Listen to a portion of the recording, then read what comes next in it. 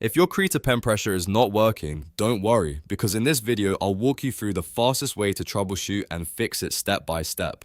This is one of the most common Krita tablet issues, and the good news is that it's usually caused by a tablet input setting, not a broken pen. So whether your brush is not responding, pressure sensitivity is missing, or your pen is acting like a mouse, this guide will help you figure it out. And if this video helps you, please hit the like button and subscribe for more easy Krita tutorials. Alright, let's fix it. First, open Krita and go to Settings, then click Configure Krita. This opens the main settings window where you can change how Krita communicates with your tablet or pen display. On the left side, click Tablet Settings. This section controls the tablet input API, which is one of the most important settings for pressure detection. Now look for Tablet Input API. You should see an option such as WinTab or Windows 8 plus pointer input, which is also called Windows Ink. If your pen pressure is not working, this is the first thing to test. If it's currently set to WinTab, switch it to Windows 8 plus pointer input. If it's already set to Windows Ink, switch it to WinTab. The idea here is to try the other input method because different tablets and drivers work better with different APIs. A lot of pressure issues are solved just by switching this one setting. After changing it, click OK to save the settings, then close Krita completely and restart it. This restart is important because Krita usually won't apply tablet changes until the program is reopened. Once Krita loads again, test your brush and see if pressure sensitivity is back. If it is, great, you've already fixed the issue, but if pressure still isn't working, don't stop there.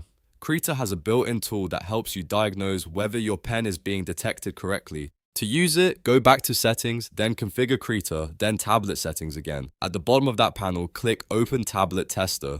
This is a very useful tool because it shows exactly what Krita is receiving from your pen input. Now, draw inside the test box and watch the text log on the right side of the window. This is where you can tell whether Krita is actually reading pressure data. If you only see mouse move lines, that means Krita is treating your pen like a mouse. In that case, pressure sensitivity will not work because mouse input does not include pen pressure.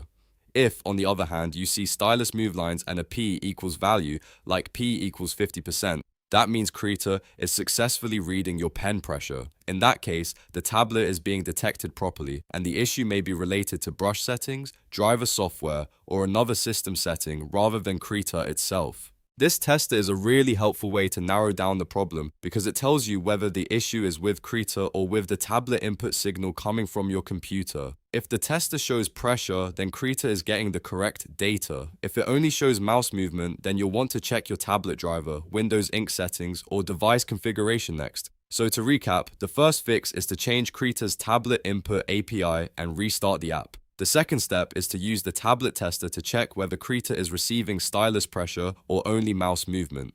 These two steps solve a lot of Krita pen pressure problems and can save you a lot of time. If this tutorial helped you, make sure to like the video and subscribe to the channel for more simple creative software fixes. Thanks for watching, and I'll see you in the next one.